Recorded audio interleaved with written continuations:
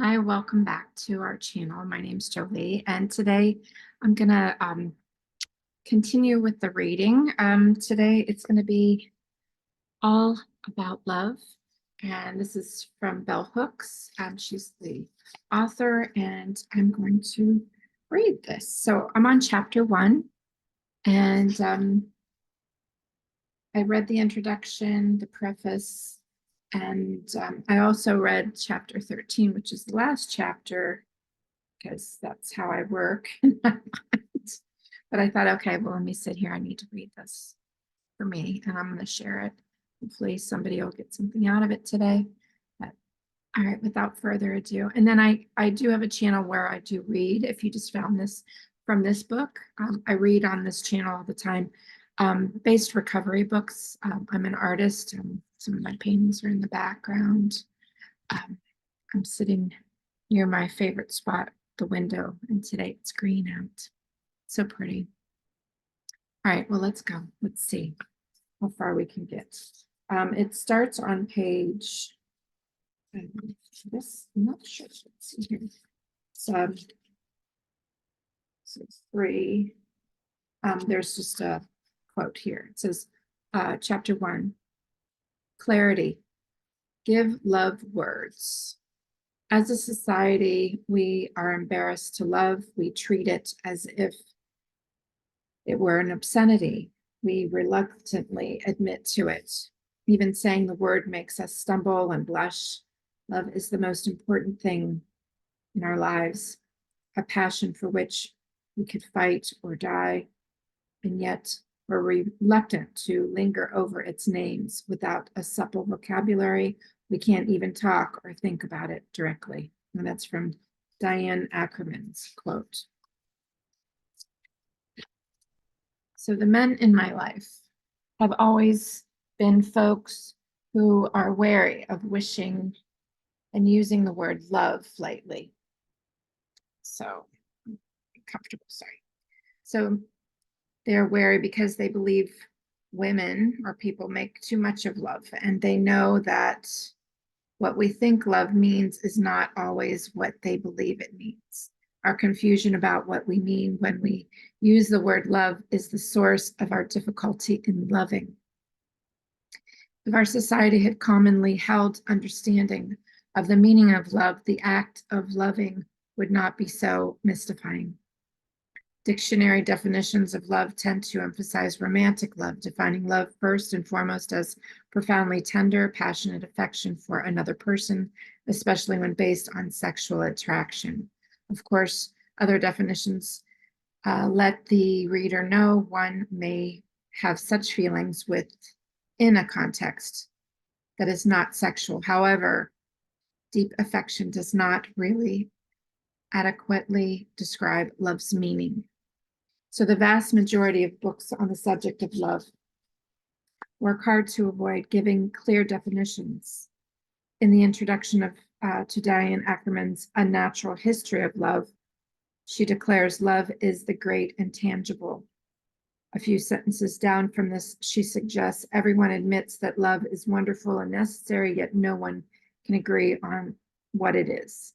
Coyly, she adds, we use the word love in such a sloppy way that it can mean almost nothing or absolutely everything. No definition ever appears in her book that would help anyone trying to learn the art of loving. Yet she is not alone in writing of love in ways that cloud our understanding. When the very meaning of the word is cloaked in mystery, it should not come as a surprise that most people find it hard to define what they mean when they use the word love. Imagine how much easier it would be for us to learn how to love if we began with a shared definition. The word love is most often defined as a noun. Yet, all of the most astute theorists of love acknowledge that we would all love better if we used it as a verb. I spent years searching for a meaning definition of the word love and was deeply relieved when I found one in psychiatrist M.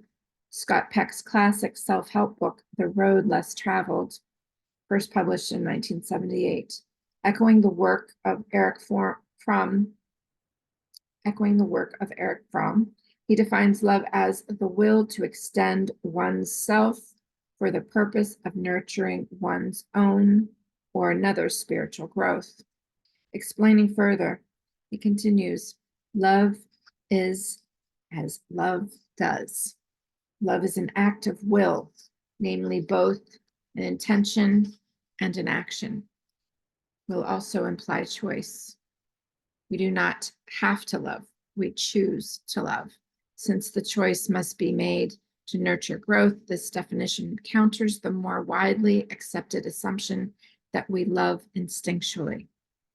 Everyone who has witnessed the growth process of a child from the moment of birth and sees clearly that before the language is known, before the identity of caretakers is recognized, babies respond to affectionate care. Usually they respond with sounds and looks of pleasure, and they grow older. As they grow older, they respond to affectionate care by giving affection, cooing at the sight of a welcomed caretaker. Affection is only one ingredient of love. To truly love, we must learn to mix various ingredients: care, affection, recognition, respect, commitment, and trust, as well as honest and open communication. Learning faculty definitions of love when we are quite young makes it difficult to be loving as we grow older. We start out committed to the right path, but go in the wrong direction. Most of us learn early on to think of love as a feeling. When we feel deeply drawn to someone, we cathetched with them, and that is, we invest feelings or emotion in them. That process of investment wherein a loved one becomes important to us is called cathexis. In his book, Peck rightly emphasized that most of us confuse cathetting with loving. We all know how often individuals feeling connected to someone through the process of cathecting insist that they love the other person, even if they are hurting or neglecting them, since their feeling is that of cathexis. They insist that what they feel is love. Let's see where I'm at. So I'm going to stop there. That's there's quite a few more pages in this. I totally destroyed that word, cathexis. Sorry. But I'm going to stop because this is interesting. I think this is, and I don't know. I mean, I'm just giving you my point of view, whether you want it or not. You could probably end this if you don't want to hear it. But for me, this feels as though, like, of course, chapter 1, it's a chapter 1, and it's starting off with a heterosexual, because she's a female who wrote this. The men in my life have always been folks who are wary of using the word love lightly. And that's from, I'm guessing, the author's experience. And I mean, I can possibly relate to that, but I'm not able to really say that. So I like the fact that it talks about love as a verb. Now, I learned that in recovery, is that love is a verb. It's like the action, how we show up for ourselves and others. We can say we love someone, but doing, maybe we feel powerless or we're depressed and we don't know what to do because of our insecurities, the fears, those deep fears of not being enough, being like for me, like being rejected by my father when I was growing up, trying to figure out how to people please with him, but he was,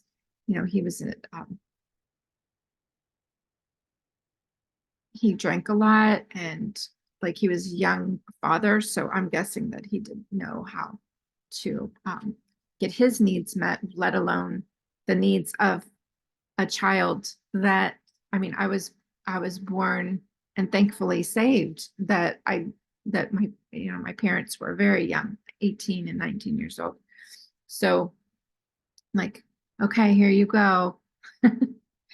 I remember my mom telling me how my father, as young teenagers as they were, when she became pregnant, they went to talk to the parents, my mom's parents and his parents. And they were like, this probably isn't a good idea. Um, you're so young, and how's that going to be? I'm sure that they were thinking, how am I going to take this responsibility? But what are they going to do? But my mom remembers specifically saying that my dad said, but mom, I love her. So he showed the act of love by showing up, by marrying her, by trying, whether it worked or not. They were divorced after 5 years, but I think that's okay. Like we learn how to love by doing love, by acts of love. And that's just what's coming up for me because of, yeah. So that's all I'm going to say. I mean, raised in a family in which aggressive shaming and verbal humiliation coexisted with lots of affection and care.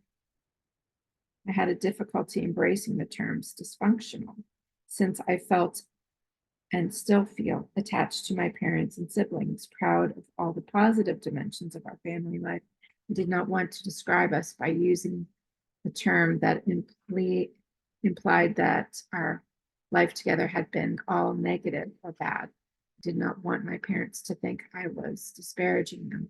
I was appreciative of all the good things that they had given in the family.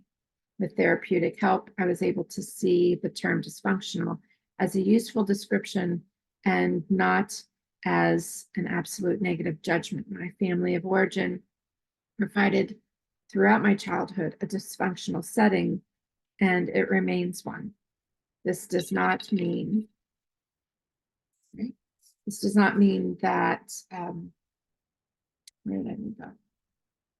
It is not also a setting in which affection, delight, and care are present. So when we understand love as the will to nurture our own, when we understand the love as the will to nurture our own, yes, I feel, and another spiritual growth, it becomes clear that we cannot claim to love if we are hurtful and abusive. Love and abuse cannot coexist. Abuse and neglect are, by definition, the opposites of nurturance and care.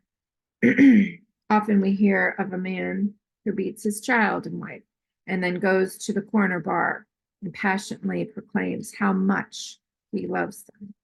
If you talk to the wife on a good day, she may also insist he loves her. Despite his violence, an overwhelming majority of us come from dysfunctional families in which we were taught we're okay, we're not okay. An overwhelming majority of us come from dysfunctional families in which we were taught we were not okay, where we were shamed, yes, verbally and or physically abused and emotionally neglected, even as we're also taught to believe that we were loved. For most folks, it is just too threatening to embrace a definition of love that would no longer enable us to see love as present in our families.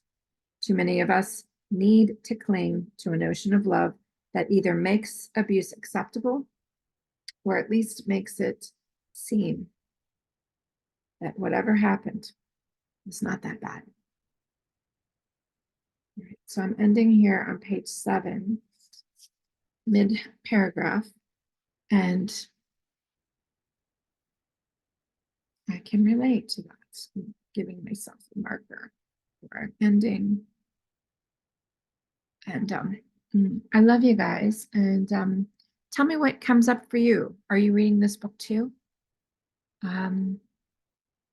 my oldest daughter hit me onto it. So um, she's in her healing journey. And because I have been guilty of the continual neglect or abuse, verbally and physically, to uh, my family as a mother and frustrated person, child, um, and I'm here to break the cycle along with my children. So hoping that this reaches you well. And thank you, Bell Hooks, for writing such a beautiful book. All right. Let me know if you want to hear more.